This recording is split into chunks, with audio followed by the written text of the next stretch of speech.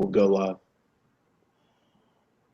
Good evening, everybody. We are back. It's late night on campus. We're live. It's Friday, June 16th, 2017. I am your host, the big man on campus, as always, joined with our new Friday co-host, Joe Duffy. Joe from OffshoreInsiders.com. Joe Duffy, how you doing tonight? I am doing fantastic. It is a pleasure to join you on this Friday night. I'm very honored. Yeah, when they came to me and said, well, obviously our friend Donnie Rightside is got a little bit of, a lot of things going on Friday night, and I guess he needs a little bit of a break. They came to me and said, you got free reign on who you want. I said, got to be Joe Duffy. You and I work well together. Always enjoy talking to you. And, I'm kind of excited to break some things down. Obviously, plenty to do tonight, Joe. Another summer season is upon us. I'm obviously here down at the shore. You're in Georgia. We have a lot to talk about tonight. Obviously, we'll go over some of the baseball that went on. We'll talk about some interesting news coming across the NBA forefront in the draft. We'll also get into some phone calls. And, Joe, I figured tonight would be a good time to maybe talk a little football, talk a little ACC football. Obviously, you being down in Georgia, it's always important for us to talk about one of the great conferences in college football, the ACC. Obviously, you're kind of down there, close ear to the street. Are you excited for football? Football coming up here. I most definitely am. I think most people would say we're really SEC country, but to say the least, we love our ACC football, and the ACC has made great strides. The gap has narrowed greatly, and I'm always excited for football. And that's one of the things, when I grew up north, I always loved college football, but I had no idea what a religion it was until I moved down here. Nothing up north prepared me for the religion that it is. Oh, yeah. No, you're totally on with that. I mean, up here, obviously, we have you have Penn State and, Pittsburgh and Temple and stuff like that. But, I mean, nothing even close to what you see down there. So, obviously exciting to talk a little football tonight. We mentioned and talked about the AAC conference Wednesday on the roundtable with Teddy and me and Donnie and Drew and Ian. But, obviously, alphabetically, we'll head over to the ACC. And we'll take your calls as well, Joe. I know there were some calls about you on there, which we'll get to. And do all that as well. Obviously, Joe, let's jump into baseball. Welcome into everyone out there listening. As always, in the chat box, feel free to opine on anything we're talking about. As long as it's not graphic or hurtful in nature, we'll get it out. Please. Very sensitive. Yes, Joe and I are very sensitive people. Many of you know, I'm a very sensitive fellow. And I do not like people talking about me. I'm only kidding. You can say whatever you want. We'll get to it. Joe, let's jump into baseball. Some interesting things going on tonight on the diamond, a game that is already finished. Another clinic, Joe, by Alex Wood tonight. He only gives up 4 hits, goes 8 full innings. Kenley Jansen comes in for the save. A surgical performance tonight from the Dodger pitching staff, something that we continue to see from this group. I mean, I don't know what else people want to see from this group. They're the best team ERA in baseball. They have probably one of the better bullpens in baseball, the best bullpen in the National League, and a group of starters that, tonight they weren't particularly good, but they did enough, scored 7 runs, covered a run line. Joe, you look at this now, 35 of 42 games this year that the Dodgers have won have come by 2 or more runs. That's almost 85%. This team's been a great bet. Another nice win for them tonight. No question, and no pun intended, but a great situation to lay the wood. I didn't touch that game either way, as certainly your viewers know, and my clients, I very often do go with big underdogs under certain circumstances, but had a lot more run line plays this year. I completely avoided this game. My computer didn't come out and scream at me, but you're right. I mean, how can you get any better than that? With Wood, he's now a perfect 7-0 in his decisions, and Jansen, as good of a closer as there is. So I think you said you did have the run line, right? So congratulations on that play. Yeah, I'm one of these people at any rate, I've been betting the Dodgers for a while now, seemingly every night. So, it did get interesting. A leadoff double from Billy Hamilton, but, Jansen kind of, batting down the hatches and struck out the side to get the job done there. So, a nice job for them. The Reds are atrocious against left-handed pitching. I wouldn't crown the Dodgers quite yet. Arizona has a much better lineup. I disagree completely. Come on. Really? Joe, what do you think about it? Dodgers line is better than the Dodgers. It is true, but like you said, the Dodgers, they don't necessarily need to score all that much. But the Dodgers are a very complete team. No, I don't think that Arizona necessarily has a better lineup as far as from 1 through 8 hitters. But, I mean, look, I love Goldschmidt. I mean, obviously, with Pollock in there, there are different lineup, but they haven't been able to hit on the road. They're a horrible road team. Look, I mean, the Dodgers at the end of the day, with Turner and with Bellinger obviously coming into his own. I mean, Adrian Gonzalez is still a pretty good hitter. I guess statistically they're slightly better right now, but I think long term, look, I want pitching, I want defense, I want that bullpen.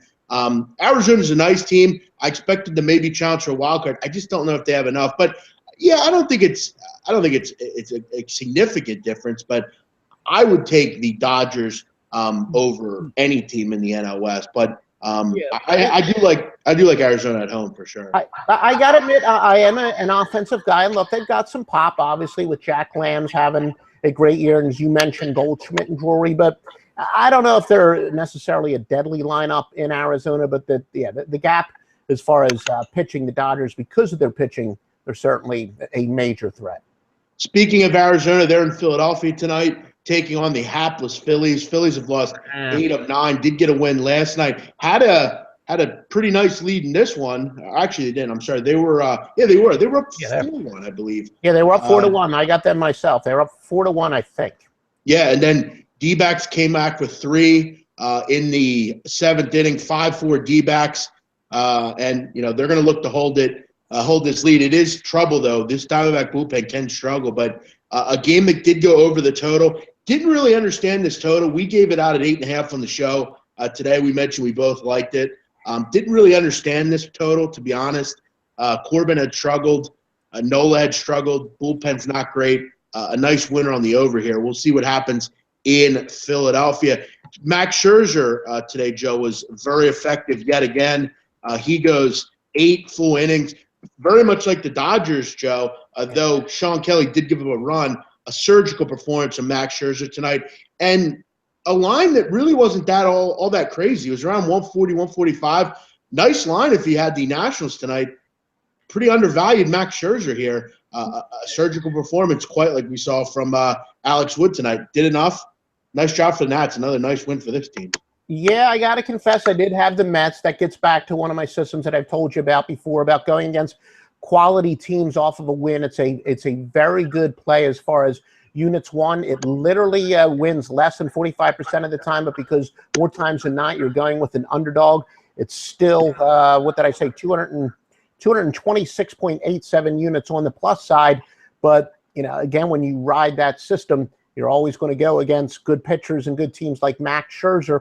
It pays off more times than not, but it certainly blew up in my face today.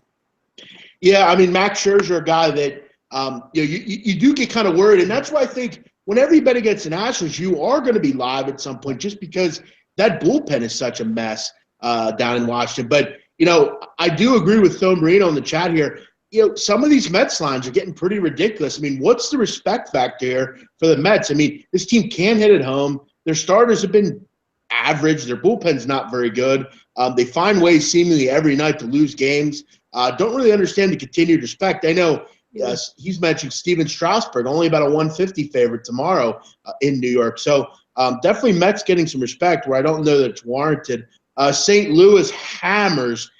And Joe, I'm gonna toot my own horn here. I've talked about Baltimore.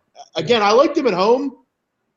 I've made that clear. Early in the year, they were a good home team. They've always been a good home team. But right now, this team I don't care where they're playing. I don't care if they're playing, on a little league field in West Baltimore against an 8th grade team. I'm not really interested in this team right now. They can't hit. They were junk again tonight from the plate. Just 5 hits. Manny Machado's on some other planet.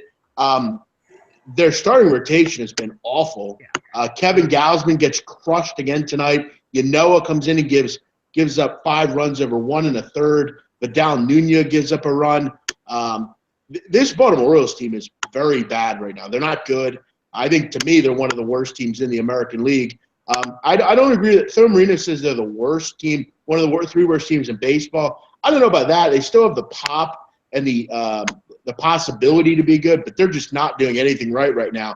What are your thoughts on Baltimore, Joe? Yeah, they're definitely an awful team, and like you said, they got a terrible bullpen, so they got to get a lot of innings out of their starting staff. But you have a guy like Gausman who's got a 6.60 ERA. He's been terrible. Look, I'll confess, tonight it's not one of my better nights. I did go with them because of one of my nice system plays, and a lot of times American League teams, especially perceived inferior teams, do very well at home in interleague play. But at the same time, I can understand from a pure, when you throw out the computer and don't worry about systems, looking at it from, your more encyclopedic standpoint, or even from a standpoint of a fan, it is tough to really back them. But there are some situations where I do think I'm going to be able to find value on them, maybe even bet on them when they're not going to hit 50% of the time, but I'll be getting them as a big dog. But you are right. From a purely non-statistical, non-system standpoint, they're a disaster right now. Yeah, really are. And, like we've talked about, you look at some of their big bats. Chris Davis didn't even play tonight. He's been a mess. Manny Machado only hitting 212. Adam Jones, he's been injured in and out of the lineup. Mark Trumbo's not been particularly good either. They just haven't gotten much in this lineup. Their pitching staff is a complete joke, and their bullpen has been horrible. Definitely a team that is over or underachieved significantly this year. Cubs, that Trumbo's better. He's got a 391 slugging percentage. He's got an upside, and I still think Baltimore from this point on could be a little undervalued. I'm not necessarily, when you talk about undervalued, you look about teams that are underachieving, and I do think Baltimore has a little bit more talent in their lineup than they've shown so far. So I'm not so sure that Baltimore is not going to be a good team to bet on from this point on. But but their production to date's been non-existent. No, I agree with you. I think when you look at this lineup on paper without stats, you would say, well, they do have some hitters in this lineup. They just really haven't gotten anything going. That's just kind of been the problem for this team all year. Cubs have come back. They've put 4 on the board in the top of the 9th inning. That Pittsburgh bullpen getting in trouble again. And look, listen, this is a bad – Clint Hurdle's over-managing. Either Felipe Rivera is your closer or he's not. I don't really understand. You look at what happens tonight. He takes Rivera out in the 9th inning. Juan Nicasio comes in and the floodgates open. He gives up a couple runs. He gives up a couple hits. Tony Watson comes in. It's now 7-4 Cubs. This bullpen sucks. And the person that should be pitching, Rivera, late in games, isn't. Another bad loss, seemingly, for the Pittsburgh Pirates here.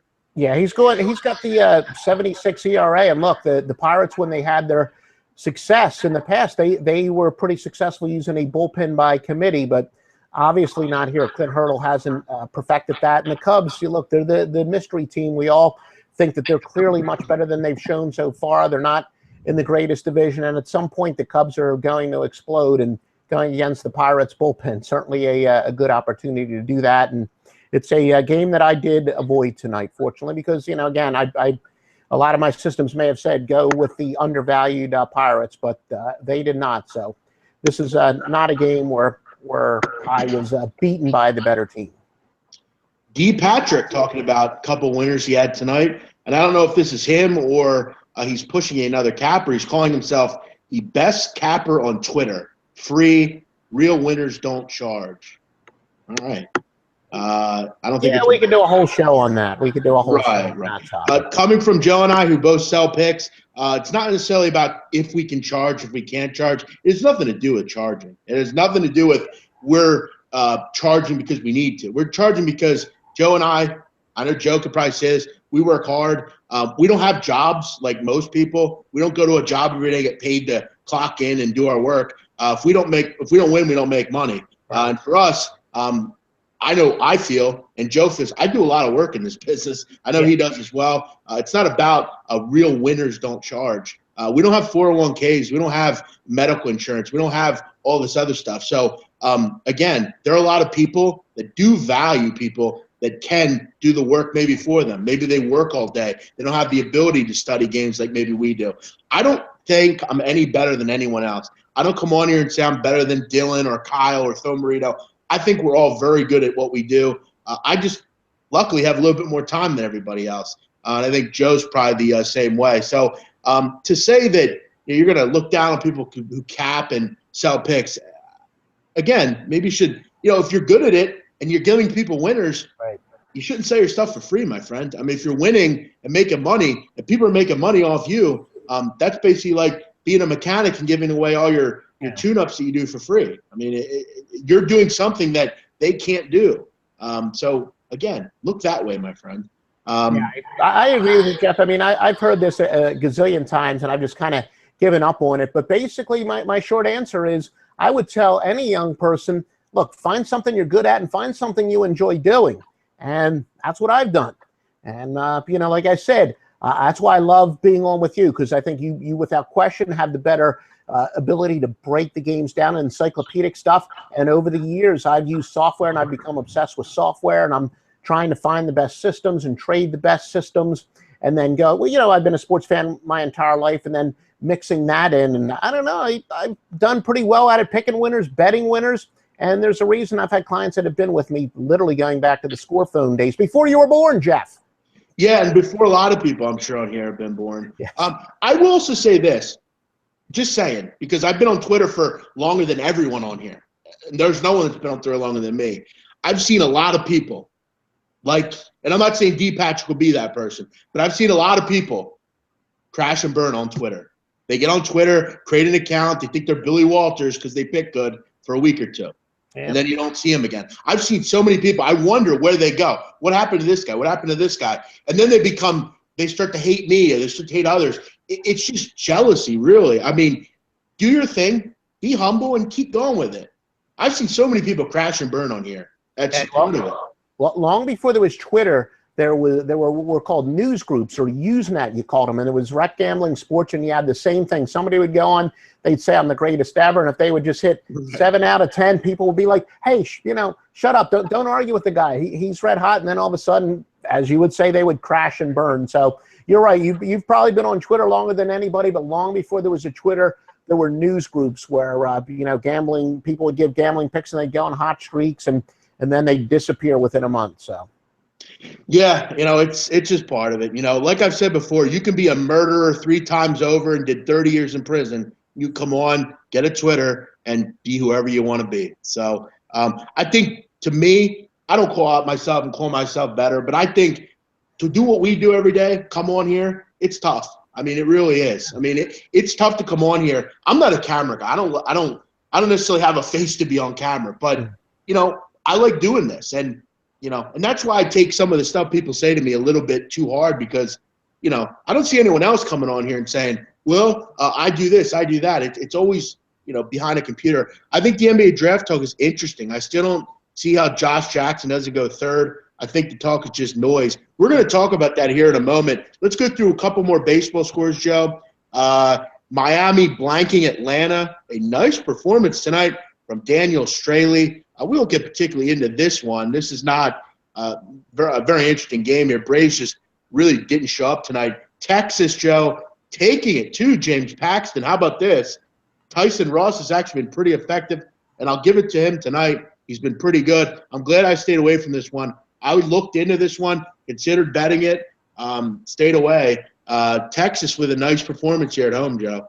Yeah, it's another game that I avoided, but yeah, Texas has been pretty kind to me this year. Of course, they put up 5 in the 3rd inning and able to protect the lead. But yeah, Texas is a team that I've been on the right side of quite a few times this year. And look, Ross had a pretty good outing at 5 2/3, gave up only the 2 earned runs. He's had a solid year, 3.18 ERA, so was able to hand over a pretty big lead to the bullpen.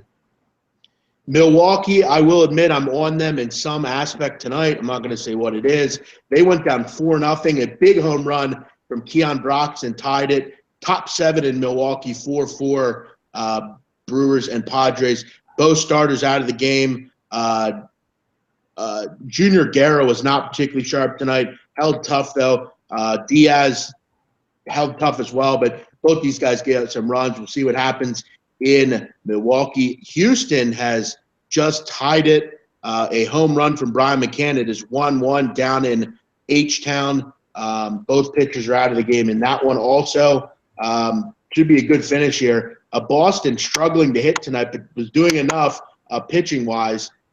They get a single from Mitch Moreland. Like I said, Brian McCann ties it. Should be an interesting end to that one. Cleveland, I am on them tonight. They're hammering the Minnesota Twins. And, Joe, look, I don't mean to hurt people's feelings here. I really don't. But Nick Turley has no business in the major leagues. None. Zero. He's a guy that, look, after 10 years, he made it to the major leagues. I congratulate him. It's tough to do. It's something I'll never be able to do, and most of us will never be able to do. But no offense, Nick Turley, but I'd expect you to be sent down tomorrow. This guy has no business up here in this on this level. Yeah, but, that's not the most uncommon thing in the world. Look, it's very tough to get good arms these days, and they're going to give just about anybody a shot. But yeah, he's got a 12.46 ERA. A little bit tough to disagree with that. And he most likely will be sent down, but he'll probably get another shot. But, every team's looking for good arms. So I'll tell you what, give him another shot. I love fading the guy. Goes 4 2/3 tonight, gives up 8 earned runs. And you look at the last 2 nights, Indians struggling against lefties this year, but hit Rich Hill yesterday and hit Mr. Turley tonight. So nice job for the Indians. They're up big in that one. I'm also, guys, on Colorado tonight. They're down 4-3 to the San Francisco Giants, though they are threatening. We'll see what happens there. Let's go to a couple questions here.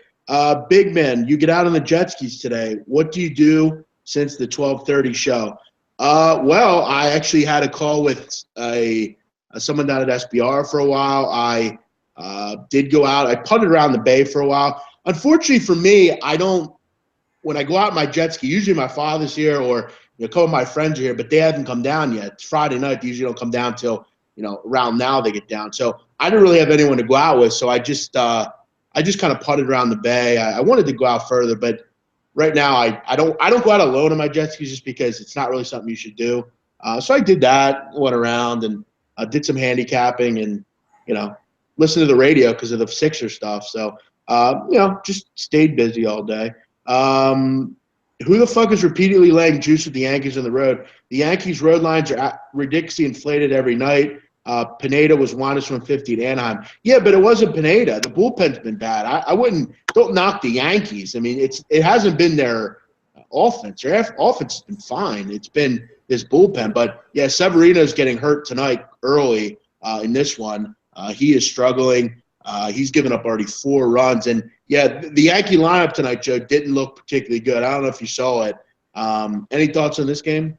As far as that's concerned, I know they've struggled on the road, but that's another thing that we could almost do a segment on. I've actually found out that home road splits are one of those things that really don't hold up over a full season. So I understand what he's saying about the Yankees. They're 16 and 17 on the road, but they got a good home record. And don't look for those splits to necessarily hold up. But yeah, I'm looking at the Yankees lineup right now. Halladay in there. Yeah, it's not the most powerful lineup, especially when you got a couple guys with slugging percentages under 400 in the middle and the bottom of your lineup. So, yeah, definitely not a very good lineup that they put out tonight. We did miss this one, Joe. I found this to be amazing. I didn't look at this game much. Didn't really have anything on it. I know when we did the show today, it was Biagini was laying 160. He closed at 205. You got to be kidding me. What a mess. What a steam mess that was. Who the hell was betting Biagini today? That one had no shot.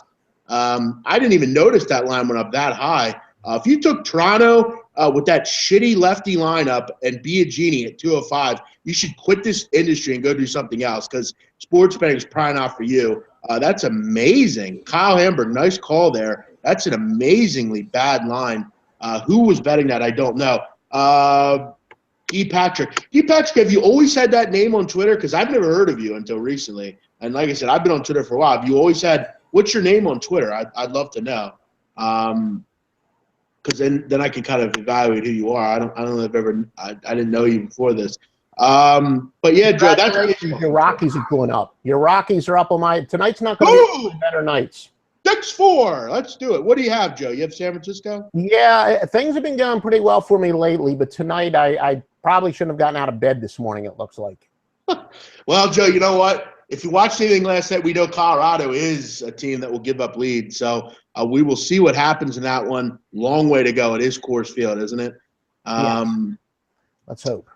Yeah, so we'll see what happens. You know, Joe, that happens. I mean, you're not going to have a winning night every night. Sometimes you get crushed. It's part of the game. Been doing this a million years, but, you know, we still live and die every single night, it seems. Ian Desmond, a home run, 6'4", and Shark comes to the rescue. Joe, let's get into talk about some other things here tonight. Obviously, many are excited for a little football. We've talked about it on SBR this week. Obviously, as the summer months continue to wind down, you know, we're almost in July now. We're halfway through the month of June, and you're already starting to see, Joe, the magazines come out and the various you know, teams being talked about. I figured tonight we'll just kind of go over a little bit the ACC, obviously a conference that should feature some really good teams this year. Obviously, you know, Florida State is a top 5 team going into the season with Francois coming back, with Derwin James healthy, with Josh Sweat and Burns up front. I mean, a lot to be excited about if you're a Seminole fan. But you know, you look at this overall conference, and I think one thing I've noticed, Joe, is a lot of the teams in this conference, I think, are going to be very similar to what they were last year. You know, you look at teams like Virginia and Boston College. I mean, I think Boston College is going to be the Boston College we all know they are, a team that is very good defensively, a team that kind of falls back on the run. You look at their quarterback situation. Is it going to be Darius Wade or Anthony Brown? No one really knows. I think it's going to be a typical Boston College team this year. Low scoring, you know, 23-17 type of games. Boston College, Joe, quickly. I mean, got to figure they may make a bowl, but they're going to be very similar to where last year, no? I want to say, Jeff, I'm going to have to disagree with you, but that is subject to change, because a lot of the research I've done, there's been some speculation. We want to keep an eye on this. Boston College may go up-tempo on their offense, and they could have some pretty low totals that could go over. So I'm really have them marked up as a possible over team. Now, as far as from a quality standpoint, I'm not going to say that their one-loss straight-up record's going to be any different. But, you know, look, they got their top 6 receivers back, 4 starters on their offensive line. Now, granted, not from exactly a powerhouse offense, but, you know, whether it's Wade or Brown, I've said to Peter and to all the other people and my clients for years that handicapping totals is so much more about tempo than it is offensive or defensive competence, I should say. In Boston College, I have a huge check mark next to them. Keep an eye on them, whether or not they are likely to go to an up-tempo offense this year, because there could be some good value early on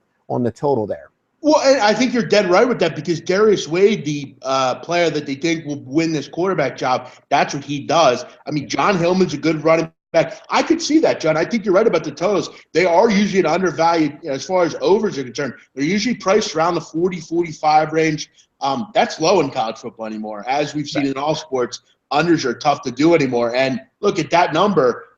Are they going to be good defensively? Yes, but if that tempo's working for them, I think they'll stick with it. That's a good point by you. They did have the best run defense in the ACC last year, so that's one thing you want to look forward to. You look at teams like UNC, Georgia Tech really had trouble stopping the run last year. One thing that Boston College does well is very good defensively. You know, you look at Duke, I think they're going to be a team that, you know, will kind of be similar to they were last year. I don't think their defense is anywhere near what it was in past years, you know, with the likes of Jeremy Cash and Breon Borders and guys like that. They don't have those guys. Their secondary is not particularly not particularly strong. Daniel Jones, I wonder what he'll give you after Thomas Sirk leaves. I'm not particularly high on them. I'm not high on Virginia. I got to ask myself, Joe, if you're Bronco Mendenhall, why on earth do you even take the Virginia job? I never understood that. I don't understand why you would leave a post like BYU. You're going to be able to recruit out there. You're going to get good players out there. I think Bronco Mendenhall's in over his head at Virginia. I don't think he's ever going to compete where he wants to in this conference. And I think they're going to struggle again this year. They might be the worst team in the ACC.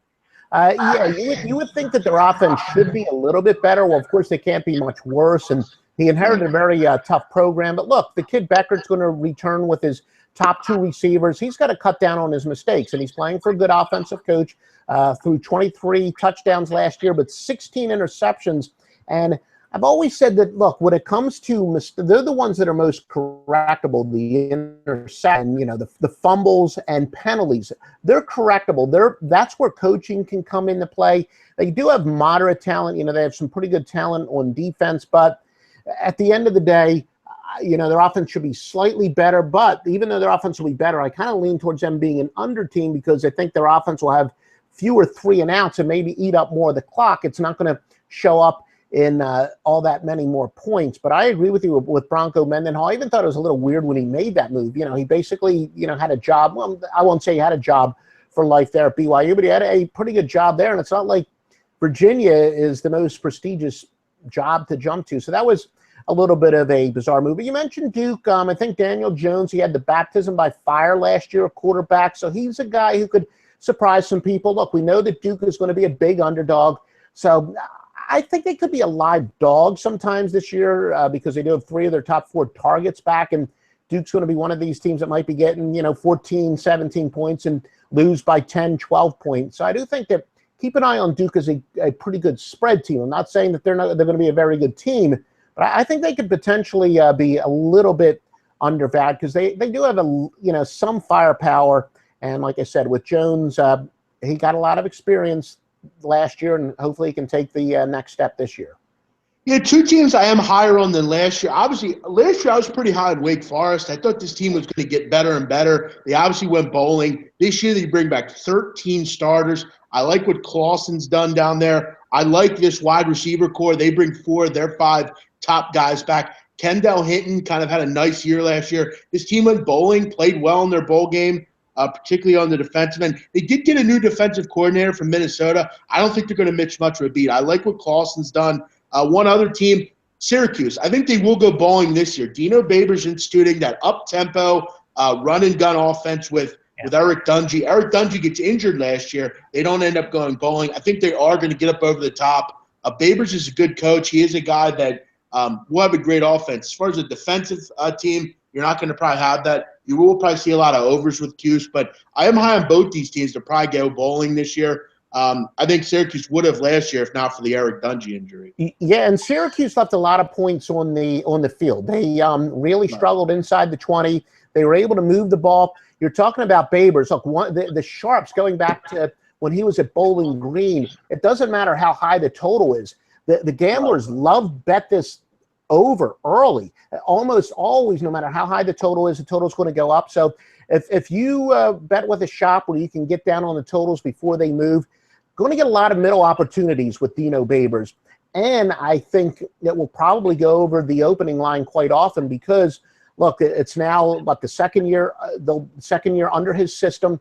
And they, as I said, they were able to move the ball. They just weren't able to convert it into points. So I do think Syracuse will be an over team despite the high total, and they should definitely be a much better team. And look, you got Phillips and Ishmael there, 2 great receivers in a perfect offense for them. So Syracuse is going to put up a ton of points, and I think you're going to get plenty of middle opportunities on that total, but especially if you can bet the over early, you're going to be on the sharp side on quite a few games. Syracuse is turning 10 starters on defense and 9 starters on offense. Yeah, look, I mean, they're going to score points. They're definitely going to be a team that will make a bowl this year. They can't be much worse than they were defensively last year. But, I just don't look at them and I don't say to myself, can they challenge to win anything here? I just don't see it. One team, Joe, that I think is going to struggle a lot this year. I think, to be honest, they could be one of the top 2 bottom teams in this conference.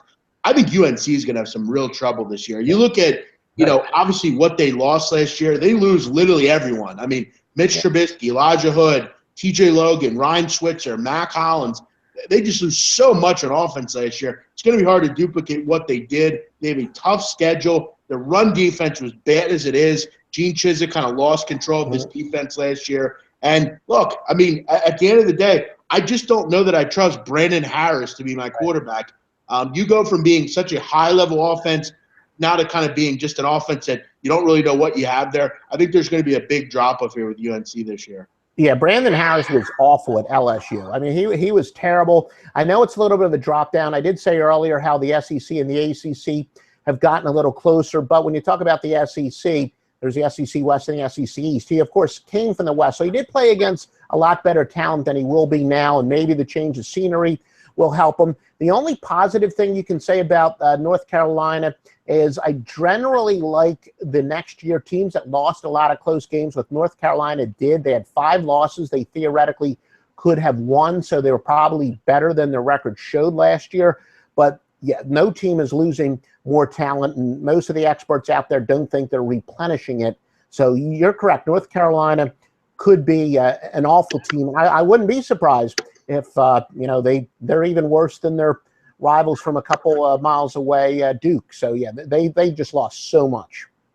3-run home run from Aaron Judge. He just continues to murder the ball. 4-3 Oakland. It's a whole new ball game out. And Joe, at the end of the day, they could put out whatever lineup they want. Aaron Judge is still in there, so he's going to be a guy that can change what happens. It's 6-5, Joe, out in Colorado. I told you this one is far from over. Hunter Pence with a little ground out to get a run in. And look, without Buster Posey tonight, I thought this lineup would struggle significantly, but able to put some runs on the board. However, Joe, quick update in Pittsburgh. They're threatening. 1 out in the bottom of the 9th. Bases are loaded. Wade Davis struggling in the 9th inning. Josh Harris, their best hitter, up. See what happens there as well. Houston, it's coming in fast and furious, Joe. They're threatening as well in the bottom of the 7th. 1-1, 2 on, 2 outs. Texas has added on. A lot going on as we head down into the home stretch. I think North Carolina will be respectable. Of course you think they'll be respectable. You go the opposite of whatever any of us say. He's not an offensive genius, first of all. And when you lose the amount of players that he did, it's tough. Bobby, I thought the show was at 10:30. You say that every night, my friend. We told you. It's at 10 o'clock, not 10:30. It's 12:30 for the day show, 10 o'clock for the late show. Joe, what happened with the FBI? Joe, do you want to comment on that? All right. Well, they heard about it. Yeah. Okay. I do live in the same neighborhood, actually on the same street as Karen Handel. For those of you who, surely if you've been watching the news, Karen Handel, she is the Republican nominee for the open 6th congressional district seat. And my wife and I were actually at a memorial service, and she's checking her cell phone. The news comes across like 3 minutes before it's ready to start. She's like, yeah, apparently the FBI are headed to our neighborhood. Karen Handel and a couple of the neighbors found some white substances in their mailbox, and that's my neighborhood. And, we came home, and a little bit of a news hound. I wound up walking there just to catch what was going on. As it turns out, a good friend of mine, one of my neighbors, he lives 2 houses away from Karen Handel. He's one of the 5 neighbors who got the letter, and I've seen a copy of the letter. It basically called her the C word and said, sniff this white powder, which turned out to be benign. I think they said it was baking soda. But yeah, it's interesting when you got the local police, the state police. You got all kinds of people, the first responders in your neighborhood. We moved to a nice, safe neighborhood, but we were making national news yesterday. That's really interesting, Joe. I mean, you can't screw around with that stuff, man. I mean, you got to take it seriously. But I'm not sure what person thinks that someone's actually going to say, "Oh, well, you know what? I'm going to sniff that, see what it is." Doesn't make a lot of sense. But yeah, FBI is, whenever they come around, it's always a little scary for sure. San Diego hits a home run, of course. No surprise there. So not looking good for me with Milwaukee. We'll see what happens. Okay, Phil Marino. Larry Fedora is an offensive genius. You're right. We agree with you. You don't have to keep mentioning that. But again, I don't think he's an offensive genius. He's a good offensive coach. I'm not sure he's a genius. Well, he was thought of as a genius. He was actually thought of as a genius when they got him. And they thought because he came from a Southern Miss, correct, as I remember, and he had success there. And they thought he and Trubisky were going to be the perfect marriage. And they wound up losing all those close games. So there are some people out there who do have a lot of respect for him as an offensive coach. But I'd rather have a mediocre coach and a ton of talent than the greatest coach in the world and no talent. And it doesn't look like he's going to have much talent to work with this year. Let's see if he could turn Brandon Harris into a beast. Then, all right, I'll agree with you on that. A couple more, Joe. Obviously, we'll get into some of the big boys here. Georgia Tech. I mean, they have a tough schedule this year. Obviously, coming back this year, they have a plethora of running backs for that system that Paul Johnson likes to run, or Paul Hewitt, likes to run. They have a good secondary as well. They should be a pretty good defense. look, they were 9-4 last year. The one thing I'm concerned with this group, they're not a particularly good run defense. They only had 18 sacks last year, which is not good. And you wonder, what are you going to get out of the quarterback, Matt Jordan? I mean, he came off an injury, battling kind of that problem. So we'll see what happens. Georgia Tech, kind of a middling team. Pittsburgh, I think you could be high on, but they lost a lot last year. Nate Peterman, James Conner, we all know about that. But you got to remember, they still have Quadri Ellison. They come in here with a familiar name, Joe, Max Brown, who couldn't cut it out at USC, but he will be under Pat Narduzzi's control this year. The one concern I have with the Pittsburgh, Paul Johnson, I'm sorry. One thing I have a problem with Pittsburgh is this team can't really stop anyone. I mean, last year they had major problems defensively. I don't see really any situation where they got it figured out this year. Narduzzi, known to be a defense coach, he really hasn't had that, though, in Pittsburgh. He's really struggled. They have a tough schedule. To be interesting to see how they bounce back. And what are you going to get out of Max Brown? Yeah, but that, again, it comes down to Pittsburgh's a high-tempo team. When you keep putting your defense back on the field, it's tough to be a defensive genius. Look, they do want to get the ball to Quantrell Henderson. He's a very dangerous player, but as you said, when you lose Connor and Peterman, it's a lot of talent that they've lost, but Pittsburgh does play that wide-open system, so I still wouldn't be surprised if they wind up scoring a lot of points. There are going to be a lot of high totals, and it does come down to whether or not Max Brown, if the change of scenery and not playing at Pittsburgh can be really what he needs. But look, he's going to be losing his two best offensive linemen on the left side, so he better get rid of the ball pretty quickly. Pittsburgh, they do say, has a little bit more depth this year, defensive back, so maybe that will help them a little bit. But as long as they play that wide open system, the defense is going to keep getting put back on the field. But, I don't know, maybe I think if the totals are pretty high because they do have a little bit more depth in the secondary, maybe they're one of those teams that could be a pretty good under team. You're going to have to sweat it out. You're going to be walking and pacing in the fourth quarter. But I think they're a team that can maybe sneak under the total with a slightly better defense this year and probably still a high total. Some of the big boys here, Joe, obviously, we'll skip over a couple. You look at Louisville, though. It's hard to imagine that Lamar Jackson will have quite the season he did last year, though it is expected that he'll have a pretty damn good season, probably a Heisman hopeful for sure. It's going to be interesting to see how they kind of come out of the gates. Obviously, week 3, Clemson right out of the gate. It's going to be interesting to see that barometer there and how good this team can be. I just don't know that – I don't think they're on Florida State's level. They're very good. I don't know they're on Clemson's level either. Clemson and Florida State, to me, are going to rule the roost. Though Clemson did lose a lot. I don't think we can disagree with what they lost on defense, what they lost on offense. Obviously losing to Deshaun Watson and losing Mike Williams and losing Wayne Gallman and losing Ben Boulware. So much they lost on defense.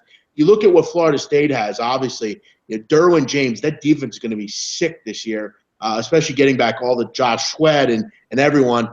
They bring back Francois, who had a great year last year, only going to get better. Joe, who do you think wins this conference? I think Florida State, they're so deep in their defensive backfield, as you said, Clemson. Look, Dabo Swinney, to his credit, one of the top 3 coaches in the country. I'll admit, I thought a few years ago when he lost Taj Boyd and, he lost Martavius Bryant and Watkins, I thought that they were going to fall back to the pack, and he showed that he's got the ability to rebuild, but I don't know if he can do it this year again. We're still not talking quite Alabama yet, although maybe he is the next Nick Saban, a guy from, he of course played his football at Alabama, but I don't think he can do it again. Clemson just lost so much talent last year. Look, Miami is a team that could sneak up on some people. They obviously losing Kaya is devastating. They might be one of the favorites if he was coming back, but can they get somebody who can win that job as a starting quarterback? Because outside of the quarterback position, they've got a lot of talent there. 9 of their top 11 defenders are back. They were another team that was, quote-unquote, baptism by fire. Mark Richt is one of these guys who just wins. He was never able to put Georgia over the top, but he's a splendid coach. I don't know if Miami's considered much of a dark horse, but I wouldn't be surprised if Miami finishes ahead of Clemson this year. But Florida State's got to be the favorite. Yeah, I think you make a good point on Miami. I thought defensively this year, they were really surprising. They did really well last year. They bring back Mark Walton on offensive running back. You obviously wonder what they'll do at quarterback, obviously losing Kaya. It's a shame, like you said, he left a little early because I think coming back, this team would possibly challenge to win this conference. But you look at that schedule. I mean, they got to go to Florida State, have to go to Pitt. They also host a game against Virginia Tech that could be a game decider in the Coastal Division on November 4th. So, yeah, this is going to be an interesting team. Obviously, the question mark at quarterback is the biggest problem. Clemson, we all know, recruits well, but can they retool all of that talent they lost? It's going to be difficult. I think with the way Florida State's kind of, Francois Yearner's belt, they get 5-star recruit Cam Akers, a running back. They have Jock Patrick, another running back. I loved this team last year. I picked them to go to the national championship last year. They kind of, fell by the wayside, with just people that, they didn't really – Travis Rudolph never really got going and things like that. But I'm really high on them this year yet again, and I think they will end up winning the ACC. But teams I'm kind of interested in, obviously like Florida State. I like Wake Forest. Think they're going to cover a lot of games this year. I'm definitely low on UNC. I'm low on Virginia. I'm not a particularly big fan of Duke either. And Pittsburgh has a tough schedule. Joe, what about you? Before we kind of wrap this up, any other teams that you kind of want to mention?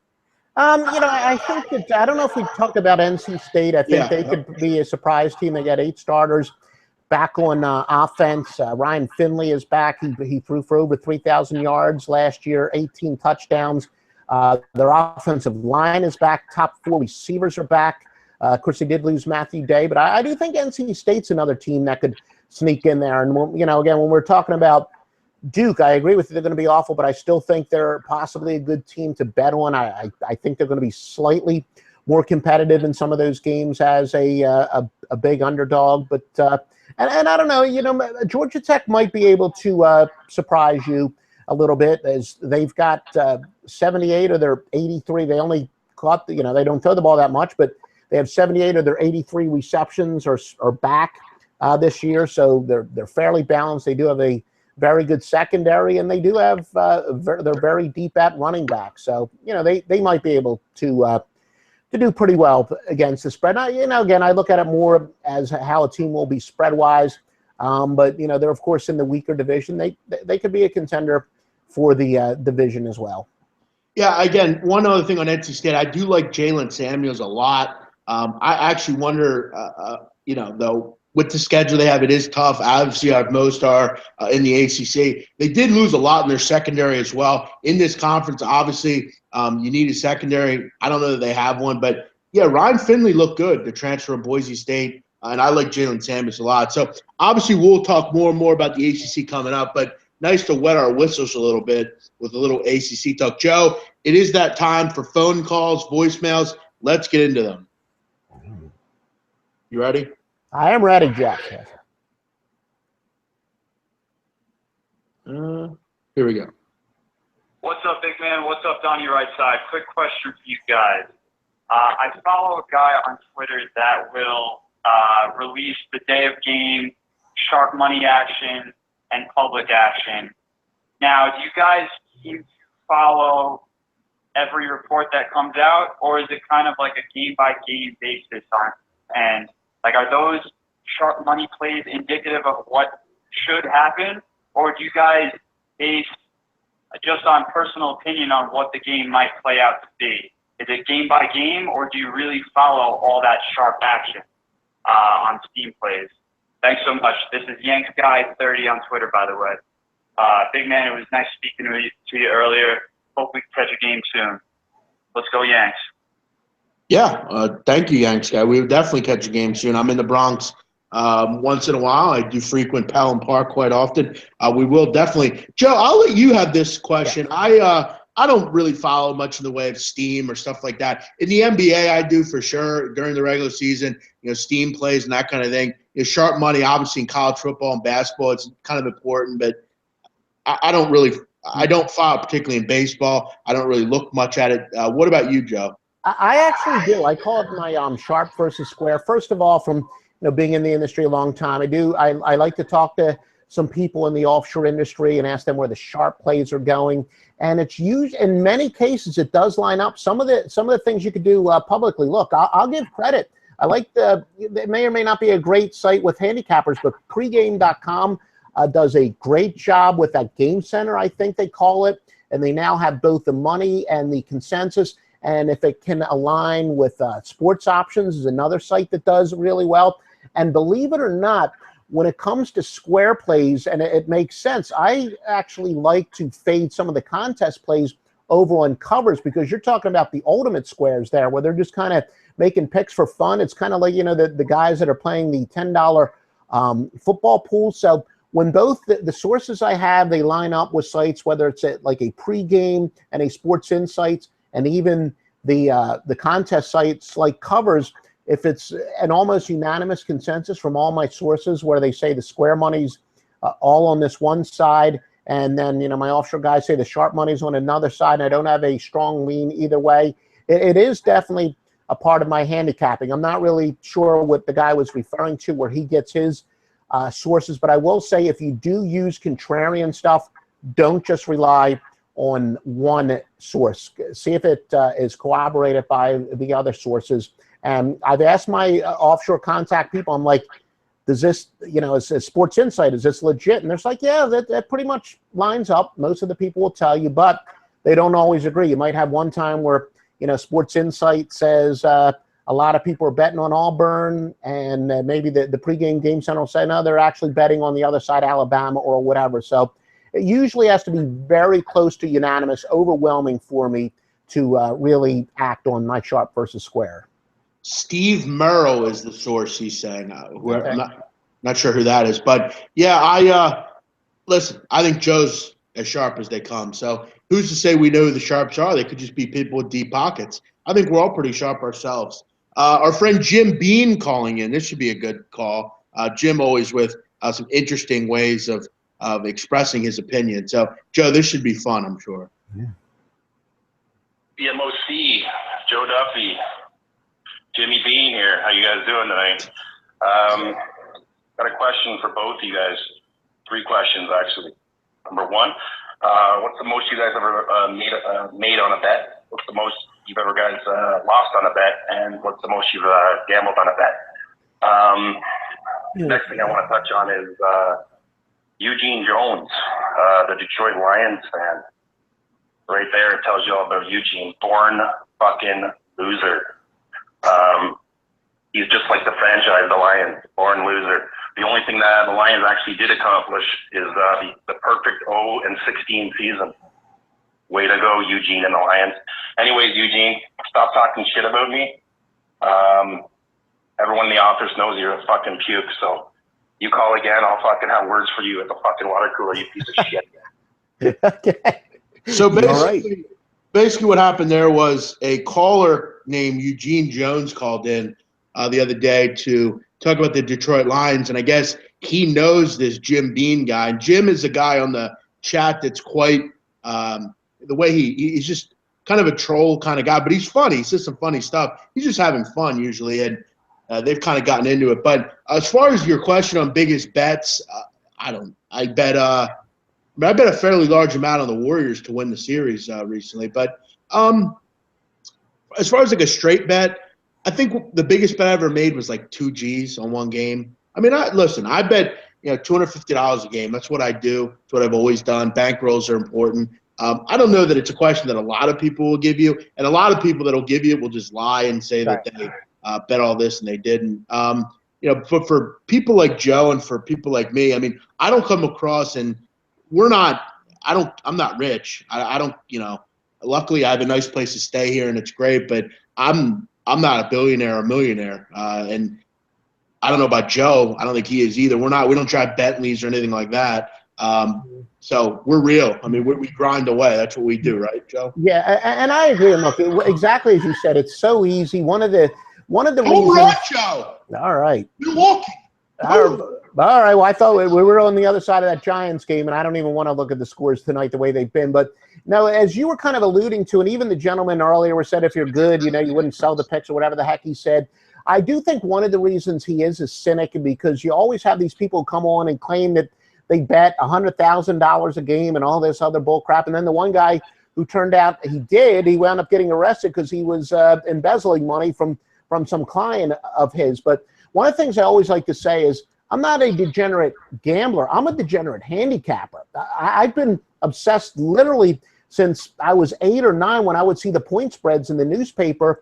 And, Jeff, I'm older than you, but I kind of got my start being fascinated with handicapping when the Philadelphia Inquirer used to run a contest with professional handicappers back when I was like 12.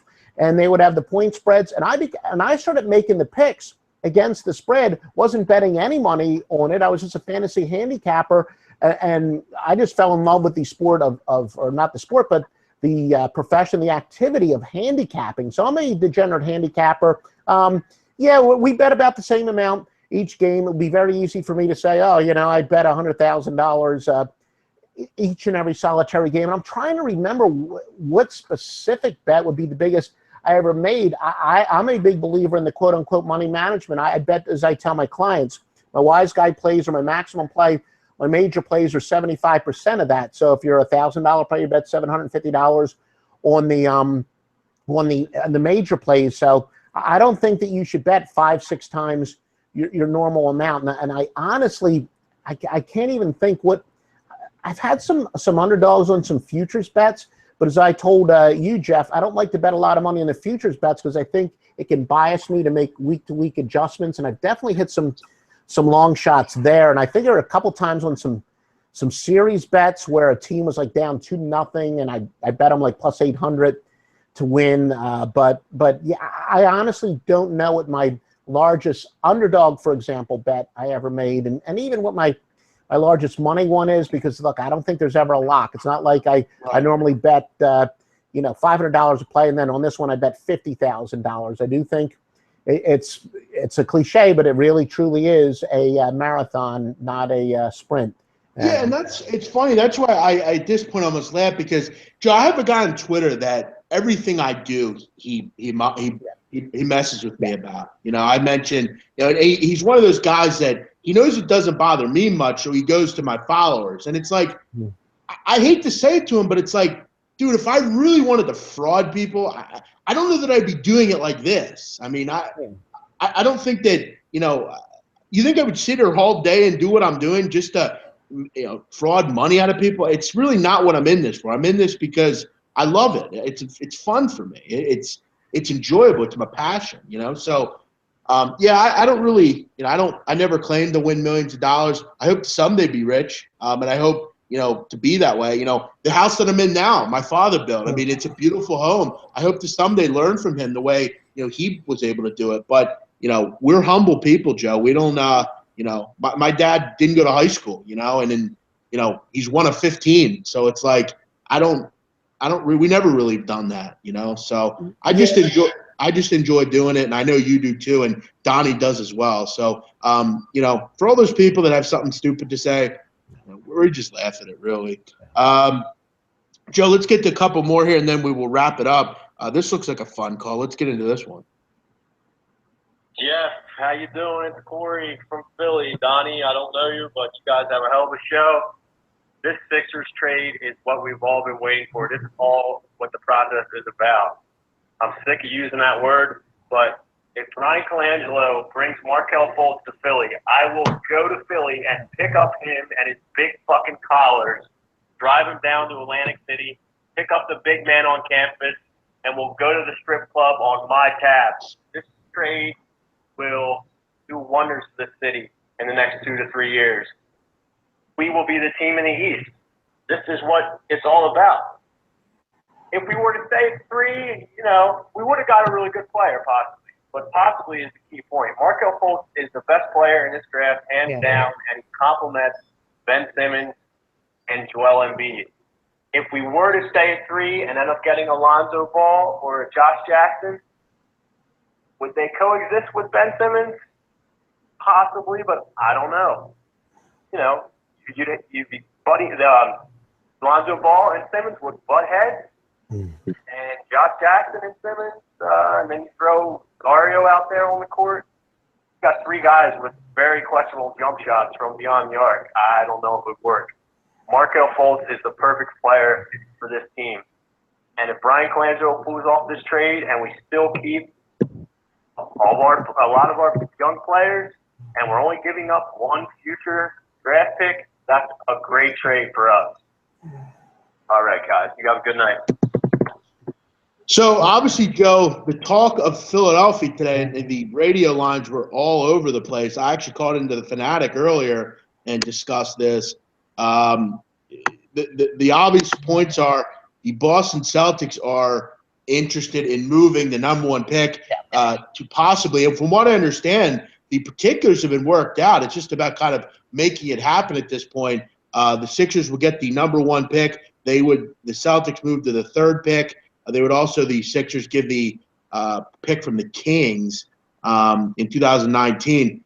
Joe, I got to ask you, and then I'll get into my opinion. I love Josh Jackson. I made that perfectly clear. I think he's, to me, probably will be the best player out of this draft. I think he has Kawhi Leonard in him. I think if he could just work on a jump shot, I really believe he'll be one of the elite defenders in this league and have Kawhi qualities down the road. I just don't like the whole idea of doing business with Boston. I think if you're Boston, you want Josh Jackson, then take Josh Jackson at number one. They've obviously made it clear they want Josh Jackson. Why are you going to feed the enemy an arsenal to become better than you? I don't get that whole standpoint. I will say this. I think it's a win-win for the Sixers. They're either going to get Markel Fultz or they're going to get Josh Jackson. I think Josh Jackson will be a great fit on the Sixers, but I also agree with the caller in saying that Fultz would be a transcending player for the Sixers. They have not had a guard for a long time, someone that can create their own shot, someone that can play defense, someone that's a true guard, a James Harden type of player. They haven't had that for a long period of time. I think he would fit in perfectly. Joe, what are your thoughts on this possible trade? Well, a couple things. First of all, I disagree with you. I've never really understood that where teams say you shouldn't trade within your division. If you can make yourself better, why not? And it's not like, we're talking about the old baseball days where you had to win your division to go to the playoffs. So I do not agree with that at all. But specifically to the trade, I do think it'd be a great trade for the Sixers. They could have a great 1-2-3 punch. Of course, the multi-gazillion-dollar question is whether Joel Embiid is going to be healthy. He's proven that he's got the ability to be a generational type player. I mean, he can literally be the next Wilt Chamberlain or he could be the next Greg Oden. I think his track record says he's more likely to be the next Greg Oden. Of course, Ben Simmons hasn't played a regular season minute in the NBA yet, so we're assuming he's going to be, he's going to live up to expectations. And, Fultz obviously hasn't even played a second of exhibition basketball. But if Embiid can remain healthy, if Simmons can live up to the hype and Fultz can live up to the hype, the Sixers, we know they're very strong inside even after trading Noel, but they definitely need some guards, and they would have two guys that can handle the ball in the backcourt. If I'm Philly, I make the trade. If all they have to do is trade their third pick this year and then a future first-round pick. But look, if you think Josh Jackson is a better fit for the Sixers, if he's the best player in the draft, then, I don't know. I do think Fultz is not only the best player in the draft, but he's the best fit for Philadelphia. I'll say this. I'm not saying I think Fultz is the best player right now in the draft. I think long term, though, Josh Jackson is going to have the best career. I think Josh Jackson, like Kawhi Leonard, I remember when Kawhi Leonard came out of San Diego State, he did not have a jump shot whatsoever. If Josh Jackson isn't his own worst enemy, I think he will have a very good career. We have to remember Josh Jackson is only 18 years old. Mm-hmm. He's a young kid. He was only a freshman last year. He's going to get better. He's going to get more strong. He's going to develop a better mid-range game. I think, listen, I got to tell you, I'm not – you look at, and let's say he plays, wherever they put him. I don't know if they put him at 2 or 3. But, look, I'm not sold on Robert Covington. I mean, if you get rid of Robert Covington, I'm not going to fall asleep tonight. I could care less. I'm not going to not draft Josh Jackson because of Robert Covington. But – look, I do think they need a guard too. I think it's a win-win for both parties here. As far as for me, I think we're dead set on different angles with. I don't think they've played their hand. They obviously like Josh Jackson. Why are you going to feed their kitty and go ahead and say, okay, we'll do what we got to do. Make them trade him. Make them. Take him. Why? why even get involved with this? Just let them take Josh Jackson. The Lakers are going to take Lonzo Ball, and you get Fultz. So I don't know. I think it's a win-win, though, for both. As I kind of agree with the caller here, I mean, you put Fultz, Embiid, Simmons, Sar. I mean, this is a really good young team. And, like you said, they could totally fall and, all bust. Who knows? Knock on wood as a Sixer fan, I hope not, because we've been through so many years with this slop that we have to see every night. We'll see what happens. But so, Joe, you're Brian Colangelo. You do this deal, right? Yeah, I do. I am a big believer in you got to be top heavy. You win with superstars. I call it my Adrian Barbeau theory. You got to be top heavy. You build around superstars. And the Sixers could have probably the best 1, 2, 3 young punch since Oklahoma City did. Of course, Oklahoma City wasn't able to keep those guys, James Harden, and obviously they lost Durant. But that's a lot of talent to work around. I definitely make that deal. And if you really think if the Sixers held still, they could. I don't think Fultz is going to fall down to number 3. Well, who would take him? I mean, the Lakers are not. No, I think if anything, Boston would probably take him, and they might trade him. I don't think they're going to pass on him. I got to tell you, I don't think they. I said it before, and I'll say it again. I said it weeks ago on SBR. I don't think they take. They're not going to. What I'm saying is, I don't think they're going to take him and keep him. If they take him, they'll trade him. I don't think they're going to keep him. I don't think there's any way. They don't need him. They have Isaiah Thomas, and they made it clear they're going to stick with Isaiah Thomas. I got to tell you, if it was my decision as a Celtic team, I would take Markelle Fultz and say, go ahead and walk, Isaiah Thomas. You don't play any defense. You're undersized. I mean, we have to remember, Markelle Fultz is bigger than James Harden. He's bigger than Dwayne Wade. He's a better defender than a James Harden will be. And I already know that. I haven't even seen him play defense. I think you go with him if you're the Celtics, but I won't. Whatever they do is whatever they do. This could all be a bluff by Danny Ainge. Who the hell knows? But if I were the Celtics, I would take him. And I think it's a win-win for the Sixers. They're either going to get Fultz or they're going to get Josh Jackson.